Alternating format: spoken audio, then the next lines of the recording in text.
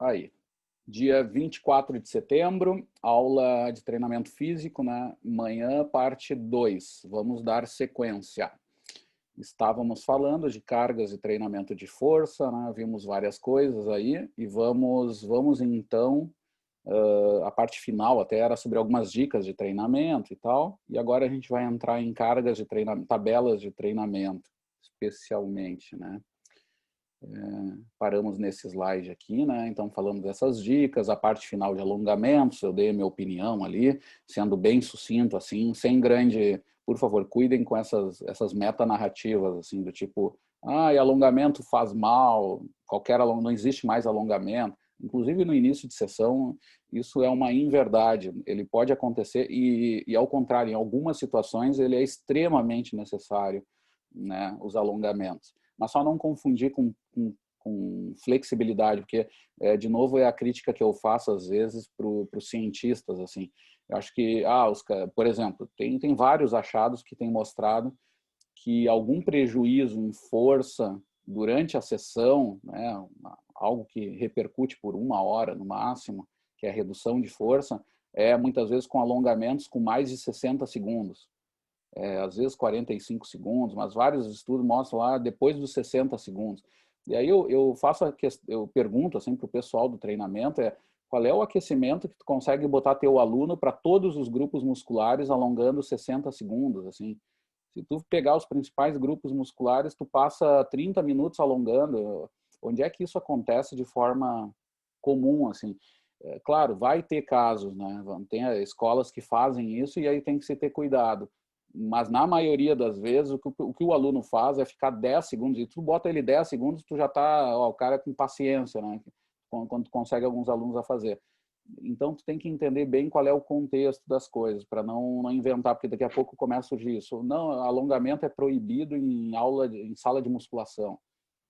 Não tem sentido com maiores evidências assim, né? E tem que lembrar depois de rotinas e outras coisas que vão afetar. E outra coisa, pode até ter prejuízo quando tu faz aquelas cargas de, né, o que eu brinco lá, que é os cargas de ginasta olímpico, né, que não existe no mundo real, mas tudo bem. Aí tu faz. Mesmo assim, menos ainda se sabe se isso traz algum prejuízo a longo prazo também, né? Ainda tem essa outra história, porque a questão nossa é resolver problemas a longo prazo. Isso é o desfecho principal, né? Então, também isso tem que cuidar quando a gente trata de exercício. Mas tudo bem. Fechei o parênteses aqui, gente. Vamos aqui para o slide. Esse próximo. Consegui. Muito bem. Aqui a gente tem, então, as cargas de treinamento, né? Muito usadas em espaços de saúde. Ela é baseada nos guidelines do American College, Colégio Americano de Medicina do Esporte, com algum ajuste que eu vou mostrar para vocês, que tem a ver um pouco com o que eu já vi de outros materiais e um pouco da minha experiência também. Mas vamos resumir aqui. O que eu tenho? Eu tenho primeiro informações de intensidade, repetições, séries, os intervalos entre séries e intervalos entre sessões. Tá? Eu tenho aqui a primeira coluna com as cargas de força máxima, tá? Que é aquele tipo de treino que tem poucas repetições, né? 2 a 6 repetições, intensidades muito altas, de 85 para cima, até 100% da força máxima. E tenho intervalos que, como a intensidade é alta, o intervalo é relativamente alto. 1,5 minuto a 2 minutos. Isso é um dos pontos principais que eu vou discutir aqui, porque o American College dá um pouquinho diferente disso.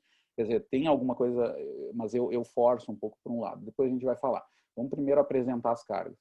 Esse é o treinamento de força máxima, dentro daquele grupo lá de força máxima mesmo, seria um subgrupo onde eu treino exatamente isso. Onde o principal objetivo, mais do que hipertrofia, vamos chamar assim, é aumentar a força.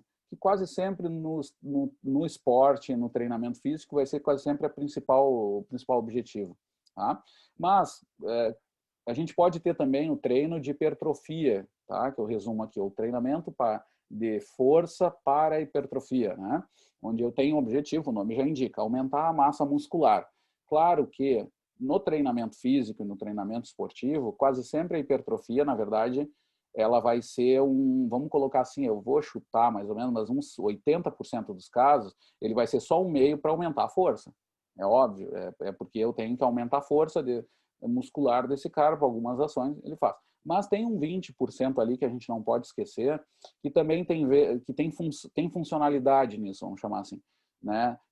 Por exemplo, tem alguns atletas que quando vão para os jogadores de futebol, né, quando vão para a Europa, por exemplo, às vezes eles devem ganhar um pouco de massa muscular. Resumindo, tem esse discurso aí. E os caras fazem. Antigamente era uma coisa que era meio segredo o nome, até pelo nome, né? Mas no Inter lá tinha um programa, eles chamavam de Projeto Rambo, por exemplo, que tinha essa coisa de, bom, os caras eram muito magrinhos, tipo o Ronaldinho Gaúcho na primeira fase lá, tinha que aumentar a massa muscular, e o cara aumentava em alguma fase. Não lembro se o Ronaldinho fez isso no Grêmio mesmo ou depois na Europa, mas teve essa mudança, tá? E isso, de certa forma, ajudou. Foi um caso que deu certo, onde ele se sustentou bem no jogo, daquele jogo de alto nível que ele precisava. Então, a hipertrofia também vai ter essa situação, mas quase sempre ela vai estar mais ligada à função primordial, que é produzir força. Mas algumas vezes também ter uma massa muscular para resolver problemas do jogo, né? Porque a gente sabe que é uma questão de biomecânica que vocês estudaram. Eu tenho um problema ali de momento linear quando eu tenho um choque de um corpo contra o outro, né? Então eu posso modificar esse momento linear e vencer uma dividida, por exemplo, né?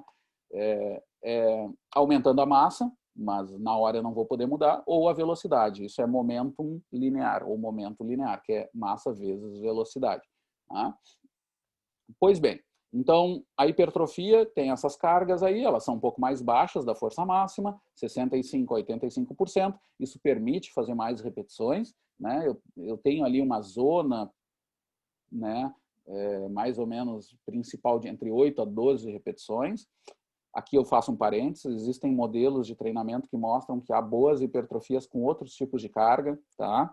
Eu não vou me adentrar aqui, mas tem materiais muito interessantes, assim, para quem quer se aprofundar nisso.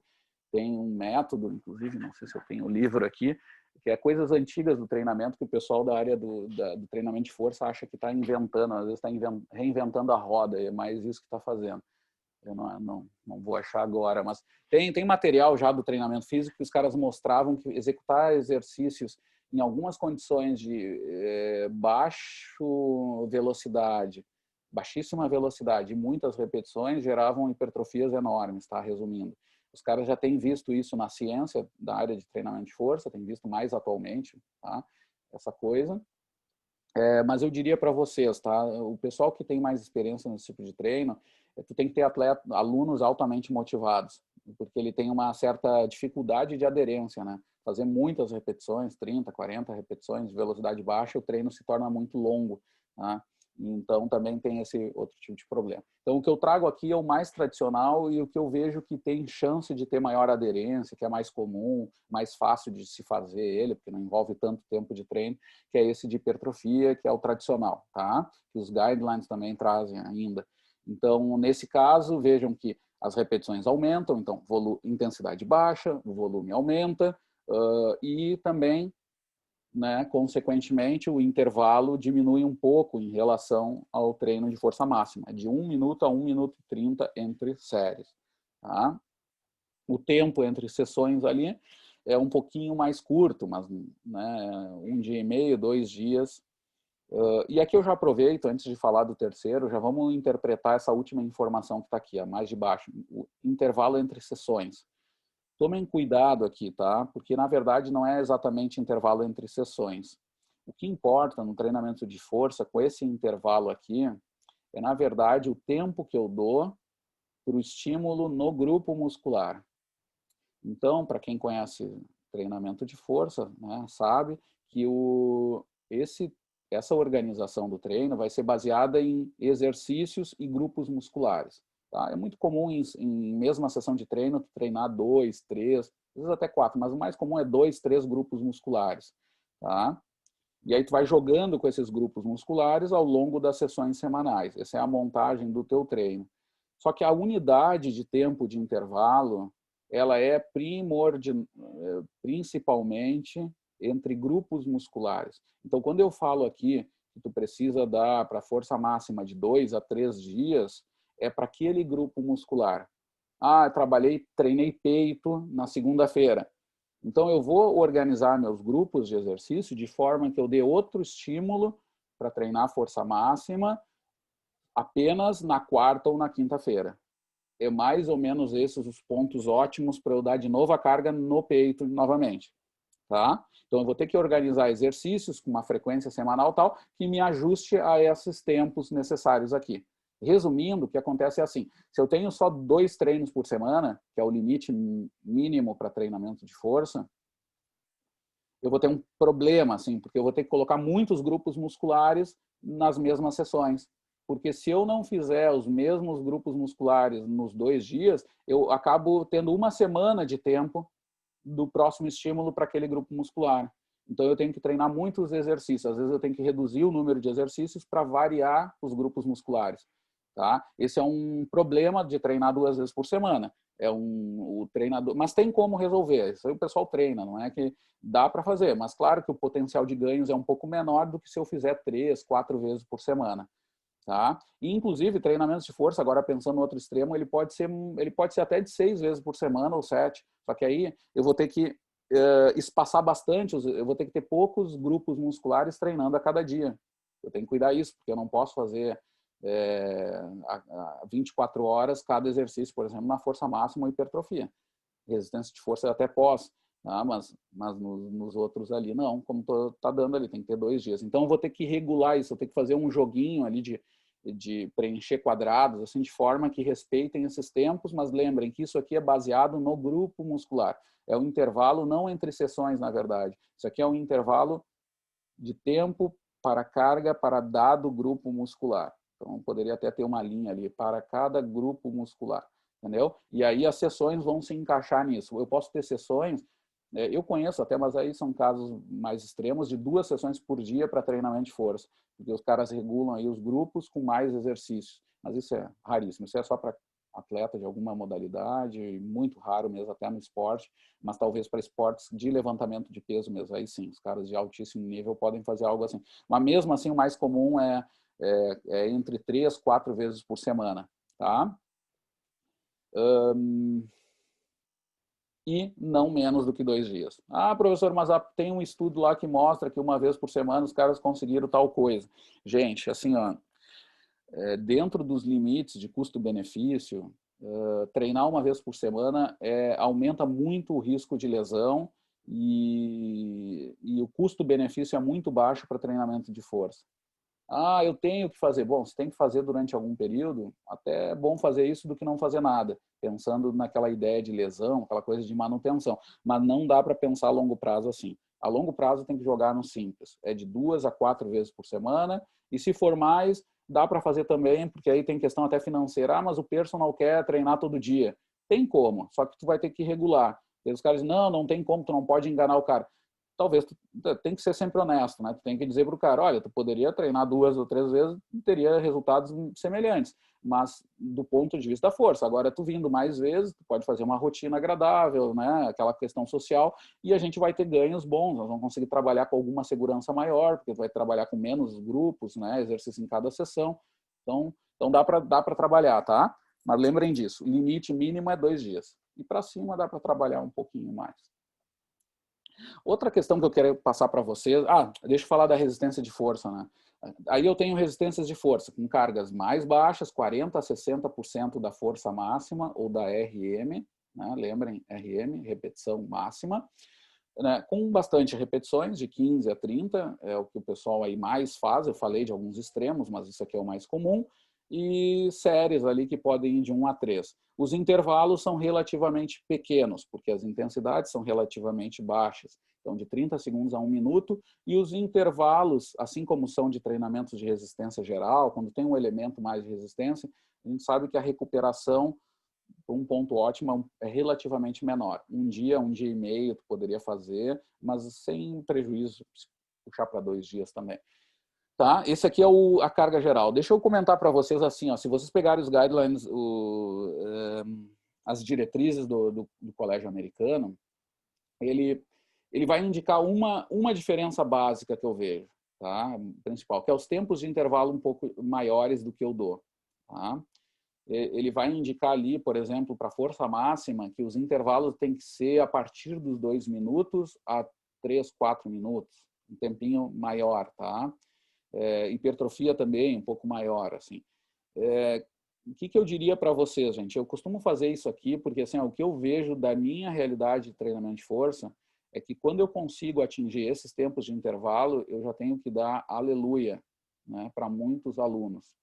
Se o aluno não é general de exército, ele não é juiz, eu brinco assim, caras que têm a vida extremamente regulada, que se tu cuidar, tem que dizer para não se jogar embaixo do ônibus, ele vai lá e se joga, né? Se não for esse tipo de aluno, o aluno normal quase sempre sofre, tá? E eu não estou dizendo uma aula, porque no começo todo mundo é corajoso, todo mundo é legal, é que nem primeiro dia de aula aqui entre nós. Os alunos estão mais atentos, né? Agora metade do semestre já está, metade está dormindo aqui e tal, espero que não, né? Mas é mais difícil, tá? E a mesma coisa é ao longo do treino. Quando vai passando os meses de treino, aí começa a aparecer os caras realmente resilientes. Não é o coaching quântico que aprendeu no cursinho de fim de semana, a verdade sobre... Não. Aí tu vai diferenciar os homens dos guri e vai aparecer essa questão até de uma disciplina consciente sobre o treinamento, tá? Então, tu vai ter que fazer estratégias, inclusive, às vezes alternando grupos musculares, aparelhos, para tu conseguir alcançar esses intervalos adequados para cada grupo. Mas é um desafio, tá? Eu digo que é sempre um desafio os alunos manterem isso. Por isso que eu tento jogar um pouco mais baixo num mundo que eu vejo que é viável, mais real, no que eu vejo de salas de musculação. Até é uma coisa interessante um dia ver se tem, assim, quais são os tempos reais que os caras pegam. Talvez já tenha, de tanta coisa que o pessoal estuda, ver, assim, mas a minha sensação é que o pessoal costuma não respeitar esses intervalos, tá? De novo, por causa de percepções. O cara acha que está bem, não, mas dá, eu quero cansar, eu quero, ou acha que tem, diminuir o intervalo, às vezes vai inflar mais, porque, claro, o cara se fadiga mais, né? Mas nem sempre é assim. E muitas vezes está associado à perda de qualidade de movimento, né? O cara começa a roubar os marombeiros aí né? A gente sabe que tem aí uma cultura errada sobre o treinamento, inclusive sobre isso. Então, é um grande desafio. Por isso que eu jogo numa zona mais real, menor. Mas se vocês conseguirem um pouco mais, né? Por algum motivo e tal, bom, que bom, tá? Não tem grande problema também. Uma coisa que eu quero trazer para vocês, gente, que qualquer tabela de treinamento, inclusive a que eu acabei de dar para vocês, elas têm muito erro. Assim, de novo, a tabela de treino, vamos lembrar, ela é apenas uma tabela que vai aumentar as probabilidades de tu acertar o treino inicialmente. É isso. Ele é uma tabela de probabilidades, né? O que se sabe é que experimentalmente, por experiência, por evidência, né? Você sabe que tu tem mais chance de aumentar a força por ali, mas tem um pouco da individualidade biológica. E não só isso, tem padrões diferentes também, que é o que eu quero mostrar para vocês aqui, para vocês visualizarem como é essa variabilidade. Tá? O que é isso aqui, gente? É um gráfico que dá as repetições até a exaustão, tá? Até a falha, em diferentes percentuais da repetição máxima de força. Tá? Então, eu tenho lá o 100%. 100% indica uma repetição máxima. Tá? E vejam que aí tem os grupos aqui, as linhas que indicam grupos diferentes. Tenho fundistas, caras extremamente treinados aerobicamente, ou seja, com adaptações muito importantes em fibras oxidativas e menos em fibras glicolíticas, vamos resumir assim a coisa, e vou ter caras levantadores de peso aqui, extremos bem grandes, né? Caras mais anaeróbicos aqui embaixo, tá? Vejam aqui as zonas de treinamento que eu coloquei. Coloquei aqui uns retângulos que indicam zonas de treinamento que a gente acabou de falar. Para a força máxima, vejam que não tem tanta alteração, mas mesmo assim, relativamente, é bastante coisa. As repetições até a falha, para um cara mais de resistência, já começa a aparecer alguma diferença aqui. O cara faz mais de 5 repetições. Um cara que trabalha extremamente anaeróbico, ele faz em torno de 3 repetições, uma carga de 95% aqui. Quando eu estou a 90%, onde tem uma zona de força bem grande, aqui a hipertrofia eu puxei bastante para cá, mas eu estava trabalhando com 85 e tal, mas vejam aqui como já varia as repetições nesse ponto de corte, a 90% da RM. Né? O cara da resistência, ele faz lá um pouco mais de 10 repetições. O levantador de peso e tal, um cara mais anaeróbico vai fazer abaixo de 5 repetições, né? Ou seja, a mensagem que eu dou, gente, aqui é um efeito só, mas depois tem a variabilidade individual, né? Eu tenho que avaliar. Vejam aqui quando eu vou trabalhar em zonas de hipertrofia que a gente deu, que era de 85 para baixo aqui. Olhem como varia esse número de repetições. Eu estou quase chegando em 20, aqui deve ter em torno de 19, né? Quando eu estou treinando a 80%, sendo que o cara mais anaeróbico aqui faz abaixo de 15, faz 14, perto de 14, 10 repetições máximas.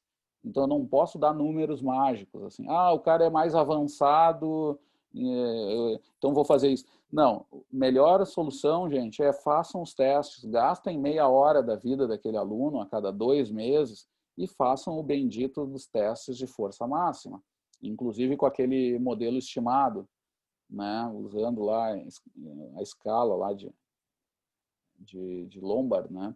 Então, aí, a partir daí, tu estima a força máxima que ele faz em base das repetições que ele faz lá. Não pode ultrapassar 8 ou 10 repetições. Com o Roney, vocês vão ver bem isso, mas é muito fácil aplicar e aí vocês têm um dado individual desse cara, tá?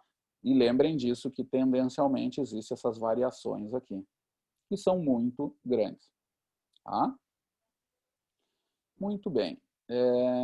Aqui eu tenho só para trazer para vocês uma relação aqui de força-velocidade. Esse gráfico está invertido, tá? Ele está de velocidade em função da força. Tá? A gente viu as relações força-velocidade invertida, tá? Mas dá no mesmo. Vejam que a relação é linear, como eu falei para vocês, em grandes grupos musculares. Ao nível de fibra, ele é hiperbólico, né? Ele tem aquele comportamento não linear. Aqui a gente vê que tem uma certa variação, né? Mas é bastante linear essa relação, tá? De força para velocidade, só que controlada, tá? Mostrando que afeta bastante a produção de força segundo a velocidade que tu faz esse movimento. Então, há que se ter um controle disso. Que também nada neurótico, mas tem que ter pelo menos os tempos mentais de exercício. 1, 2, 3 ou 1, 2, se o cara for mais sobrenome do professor aqui, né? Então, mas tem que marcar ritmos, assim, coisas. Isso se faz com um controle qualitativo já, tá? Bem satisfatório. Sir, Diga. tem livros também que trazem um método para te controlar a partir de uma estimativa de tempo para número de repetições. Tipo, tipo, 60 segundos tu fazer tantas repetições, assim. E aí tem uns cálculos, eu não vou saber de cabeça, assim, mas tem umas fórmulas, assim, de, tipo, uma velocidade e, e tempo bom para te realizar essas repetições para ter dentro do objetivo correto, assim. Se eu não me engano, é um treinamento baseado em velocidade, né? É algo assim, eu Sim. não lembro direito. Treinamento de força baseado em velocidade. Sim, sim, sim. Agora está pegando bastante a moda agora disso também, do treinamento esportivo, né, baseado na velocidade, na redução de velocidade, inclusive frente à tarefa e coisas assim. Gente, super interessante, tá? Tem esses marcadores que tu pode fazer baseados no tempo e número de repetições, e aí tu tem que ver a viabilidade disso. Isso que é o legal, porque tu pegando o tempo e contando repetições é fácil. Tu tem um cronômetro, conta o número de repetições, tu consegue determinar já padrões de exercício, né? Tem a qualidade do movimento também que o pessoal tem feito em força rápida, por exemplo, né? Por exemplo, quando vai fazer a potenciação pós-ativação, tu consegue verificar até quando tu tem ganhos de saltos. Se tu tiver um sensor, tá? Mas se tu tiver um acelerômetro no cara, tu consegue saber, ó, baixou 20% para o treino. Porque treinos de força rápida entram no mesmo grupo lá dos treinos de velocidade. Tu tem que fazer eles com boa qualidade. Tem que cuidar com a questão da fadiga. Tanto é que a velocidade pura, tu tem que ter zero fadiga. Se diz que é uma condição muito distante da fadiga. Então, ali tu tem que controlar. Tu não pode querer ganhar velocidade com um padrão fraco de exercício. Então, a mesma coisa é para esses treinos de força. Tem algumas formas de controle mais detalhado que valem a pena estudar, assim, e que são muito práticos. Assim. Só tem que ter conhecimento. Quase sempre, de novo, eu digo, o limite é o conhecimento. Boa essa dica do Rafa. Tá? Vocês vão ver que tem coisas maravilhosas para se fazer e até para também dar sentido para esse treino de vocês, né? É legal para o aluno e é legal para vocês, né? É bom lembrar. Pessoal, o que acontece? Agora, características de treino eficiente. Aqui eu entro em dicas gerais, tá? Essa mesmo que o Rafa falou e que eu complementei, assim, como procurar esses marcadores individuais de treino, são super importantes, tá? Porque, de certa forma, representa aquela curva que eu mostrei. Mas tem outras coisas. A longo prazo, pensar em treinos excêntricos, porque aí, sim, para os caras mais avançados, eu adicionar esses elementos excêntricos também. Eu pensar em exercícios monoarticulares e multiarticulares, aqui vai um dado que eu dou para vocês, assim, que é o seguinte, ó. Lembrem que todo treino de força satisfatório, ele tem que estar ligado a algo específico. Então, resumindo, todo bom treino a médio e longo prazo, ele tem que levar teu aluno para pesos livres ou exercícios específicos. Tá? Ele tem que levar para sprints, para saltos, tá? Para elementos que vão te ajudar no que é específico. Tá? Então, a dica que eu dou, meu treinamento de força foi só na sala de musculação, nos treinos de marombeiro, lá que a gente brinca. Tem erro aí. Não, mas meu objetivo é melhorar de saúde. Então, também, visão de saúde hoje está ligado. Classificação Internacional de Funcionalidade. Isso aqui não é opinião, isso aqui é evidência da mais alta que existe. Né? Tu tem que resolver problemas da tua vida diária. Parece óbvio, gente, mas para muita gente ainda parece que há uma certa dificuldade de entender isso. Então, tem que entender que tem que sair dos aparelhos. Os aparelhos podem servir ainda como cargas de manutenção, etc. Mas, predominantemente, tu tem que fazer coisas em outros lugares, coisas mais específicas. Tá? Lembrem disso. Que mais? Depois aqui tem achados do Hackney, de treinamentos de força concorrente. Existe um mundo de coisas aí, tá? Sobre os treinos avançados, cada dia a gente vê mais. Eu tento acompanhar, um dos jeitos que eu acompanho é tendo colegas, né, que eu tenho a maior honra de ter ali, de alto nível, né? Por exemplo, alunos que saíram do grupo do professor Cruel mesmo, o professor Cadori, né, que hoje trabalha com o Roney, os alunos do Roney ali, né? Só daquele mundo ali da força a gente tem coisas maravilhosas, né? Tem do professor Pelé, que às vezes o pessoal esquece, mas o professor Pelé é um professor aposentado que ele introduziu no Brasil era o programa, estou tentando lembrar, da escola postural. Era uma coisa avançadíssima para a época, assim, onde todo o treino era ligado às atividades da vida diária. Então, se pensavam nas tarefas. Hoje o pessoal fala de funcionalidade como se fossem coisas novas, mas ele já trazia uns elementos que ele tinha trazido da Alemanha e tal, super interessante sobre isso, e ligando também com a questão humanística também, sobre a postura correta, né? Saindo daquela ideia militar, que hoje já se sabe há muito tempo que a postura correta é a dinâmica, e com alguns elementos lá que ele trabalhava, que até hoje eu acho sensacional, assim, e que tem esse potencial dessa funcionalidade interessante. Tá? Mas, de qualquer jeito, todas essas situações são condições que quase sempre elas vão ser combinadas, e muitas vezes elas vão ter concorrência. Tá? E por isso que se usa esses termos. Assim, eu gosto de usar o raciocínio lá do professor Cruel para a gente poder conversar na mesma linguagem, assim, mas nessa ideia de que o concorrente, muitas vezes, ela vai competir com ganhos. Então, em algumas situaçõões, tu vai ter treinos que se tu treinar de modo concorrente, pode ter prejuízo em algum resultado. Tá? O que eu digo sempre para os alunos, para vocês, tomem cuidado com o mundo real. Tá? Eu vou dar um caso só para exemplificar, depois vai ter várias situações. Mas, por exemplo, tem uma série de estudos que eu acompanhei, que eu fui banca até e tal, por isso que eu acabei tendo que estudar um pouco mais sobre isso, onde apareceu uma situação, por exemplo, que era o seguinte: era sequenciamento do treinamento concorrente. Né? Eu diria, claro, é sempre melhor, na dúvida, quase sempre é melhor treinar em sessões separadas, tá? Quando eu vou treinar força-resistência, como treinamento concorrente. Quase sempre é melhor do que fazer junto. Mas tem vezes que o mundo real te impõe que tu tenha que treinar que tu tenha que treinar de modo concorrente, tá? E aí tu vai ter que estudar o sequenciamento. O que é melhor? Treinar a força primeiro e depois a resistência ou o contrário? Resumindo, eram essas questões. E apareceu mais de uma vez um resultado, que eu vou sintetizar aqui, tá? Então talvez eu erre em algum detalhe, mas a ideia geral era a seguinte: os caras tinham visto que quando tu treina aerobicamente antes do treino de força, tu tinha a médio e longo prazo, era sempre pouco tempo, 8, 12 semanas, tu tinha algum prejuízo no ganho de força, resumindo, se tu tinha o treino aeróbico. Então se dizia, é melhor treinar força antes da resistência.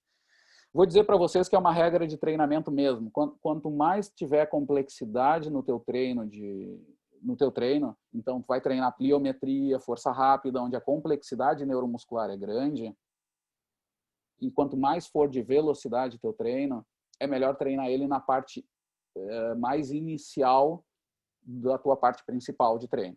Botar ela mais no início da sessão. Tá? Então, confirma uma ideia que é muito antiga de treino. Tá? Que qualquer treinador já faz isso comumente. E deixar os treinos onde tem mais fadiga mais para o final. Porque se tu botar eles mais no início, essa fadiga, que é quase sempre, não é uma fadiga de fosfagênio, é uma fadiga mais ligada à glicólise anaeróbica, né, mais altas intensidades, tu tem ali mais intermediárias, tá? Tu tem um prejuízo no que tu for fazer depois. E esses resultados mostraram um pouco isso, tá? Resumindo, era melhor então nesses treinos, que eu vi alguma coisa em hidroginástica e algum treinamento terrestre com musculação e aeróbico, que era isso, era melhor fazer a força antes do de resistência. Porque senão, se fizesse ao contrário, tu prejudicava a força. E do contrário, não. Tu tinha ganhos lá de resistência também, tal. Só que tem que ter um cuidado, gente. Em mais de um estudo que eu vi que deu esse resultado, o treinamento aeróbico era um tanto estranho, era um tanto raro no que se faz e feria princípios do treinamento de modo muito grave. Vou resumir assim, tá? Resumindo, o que esses caras faziam? Colocavam os alunos a treinar colados no segundo limiar ventilatório. Todo o treino no segundo limiar ventilatório. E aí, claro, eles iam melhorando, o ritmo ia aumentando, porque o limiar, o cara ia se tornando mais eficiente, né? Mas era sempre naquela intensidade. Ou tinha algum reajuste no meio, mas que tentasse colar, fazer treinos que eram com um volume até relativamente alto. Mas vejam só, eram treinos que eram um contínuo intensivo, beirando a um treino até um pouco mais potente, com elementos de algum HIIT, só que eram com distâncias maiores, assim. Acabavam sendo treinos de difícil tolerância, assim, né? E não precisa ser assim, né? Então, o próprio treino aeróbico que tinha antes daquela força era um treino muito intenso. Era com uma carga que foi escolhida que era um pouco estranha, assim, sempre colado no limiar. Não, regra de treinamento não dá para treinar todo o tempo sempre na mesma intensidade. Tem que ter alguma variabilidade sobre isso, dependendo do que tu for trabalhar. De novo, pensada, sequenciada, né? Dentro de uma lógica, mas treinar sempre na mesma intensidade, 2 meses, 3 meses, é um tanto estranho. Tá? Tem que ter variações. Tanto é que vocês vão ver os programas de treinamento quase sempre tem blocos de treinos onde tem variações de intensidade. Tu até repete às vezes, na terça, na quinta e tal, mas elas nos outros dias tu tem que fazer coisas diferentes e ao longo das semanas tu tem que ir alterando um pouco isso aí. Tá? Isso é o comum para garantir a ondulatoriedade. Coisas muito básicas de treino que eu nem vou. Tá? Então, cuidem um pouco com isso. Tá? Quando for ler o artigo, tem que ter essa criticidade. Como é que foi encaixado? Que grupo era? Era iniciante? Não era? E o que eles fizeram exatamente nos volumes, nas intensidades? Para interpretar com mais cuidado o resultado. Tá? Muito bem. Pessoal, deixa eu ver. Aspectos, tá aqui. Muito exemplo de. Aqui tem vários slides. Quem quiser mais aprofundamento de exercícios para pliometria, não vou me deter aqui, mas tá aqui, tá? Tem muita coisa e muita coisa boa no YouTube com material decente, tá? Muita coisa boa sobre esses exemplos aí que eu tenho nos slides. E aí, pessoal, deixa eu ver como é que tá meu tempo. Não, eu vou começar, vou falar em uns 5 minutinhos sobre treinamento de velocidade. Não, vamos organizar a coisa. Encerramos por aqui a aula de hoje, pessoal. Começamos na próxima aula, a aula de velocidade. Eu só aviso aos navegantes o seguinte, ó. Hoje é terça, né? Não, hoje é quinta. Hoje é quinta. Tá, então tá. Então, na próxima aula, terça-feira, nós vamos ter aula normal, tá? Eu vou chegar ali, tentar chegar um pouquinho antes, 9h25, 9h30. Mas eu vou dar o primeiro bloco só de aula. Tá? Vai ser a parte 1 da aula da manhã. A parte 2 eu vou substituir, eu vou fazer tira dúvidas. Eu vou abrir aqui o sistema e vou ficar esperando perguntas de vocês sobre qualquer coisa relacionada à matéria. Eu peço que vocês não perguntem só como é o trabalho, lá, dúvidas do trabalho. Tentem perguntar dúvidas do assunto de aula, tá? Focados assim. Mas claro, isso tem a ver, vai ter a ver com o trabalho, porque o trabalho é o resumo da matéria. Mas tentem perguntar coisas sobre o assunto para a gente discutir treinamento físico, tá? Vamos fazer isso. E eu aí na aula da tarde, eu vou fazer a parte 1 da aula da tarde, que vai ser uma sequência da parte 1 da parte da manhã. Então não vou repetir a aula, tá? Eu vou tentar chamar de um jeito diferente para que vocês saibam, tá? E sempre tem a informação ali dos slides, né? Vai estar ligado o conteúdo, a linha dos slides ali que ajuda a gente a organizar os conteúdos, tá? Mas lembrem disso. Então, vocês vão ter metade da aula, dessa aula da manhã, vai estar na parte 1 da tarde. E o pessoal da tarde vai ter, a parte anterior vai ter na aula da manhã. Eu sei que vai ficar meio atrapalhado, porque eles não vão ter aquela parte inicial, eu vou saltar um pouco, mas eu vou fazer um teste com isso, tá? Eu vou explicar de tarde isso também, né? Para o pessoal da manhã não tem tanto problema, porque vocês vão ter essa aula de manhã e sabem que a segunda parte está de tarde. Aí tá o problema é o pessoal da manhã que vai estar invertido, né? Eles vão ter a parte 2 sem ter visto a parte 1, né? Vai estar no YouTube, mas muita gente não vai conseguir ver. Então vai ter essa questão. O que eu podia... Não dá. Porque o que eu podia fazer era botar também as perguntas, inverter a ordem das perguntas, mas não adianta. Vocês vão estar assistindo as minhas perguntas ao invés de estar assistindo a aula da manhã. Então, ainda está o problema aí. Mas pelo menos eu vou propor isso e vamos ver como é que fica para aquela terça-feira. Tá? Mas tudo normal, tudo no horário aí. Deixa eu parar de compartilhar. Tudo com horário normal. Paro a gravação daqui.